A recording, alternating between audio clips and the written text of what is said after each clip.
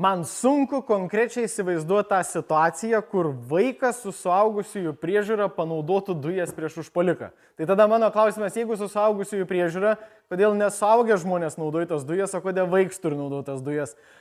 Gal galim įsivaizduoti situaciją, kad užpuolikas įbėga į kambarį ir visi suaugusieji atskirti nuo dujų, bet vaikas stovi su dujų balionėliu, nes žaidė su juo tuo metu. Nežinau kokią situaciją, bet jeigu realiai atsitiktų tokia situacija, ir realiai visiems grėsia pavojus, tai policijos prioritetas tikrai nebūtų nubausti vaiką už tai, kad jis panaudojo dujas, policijos prioritetas tikrai būtų bausti tą užpuoliką.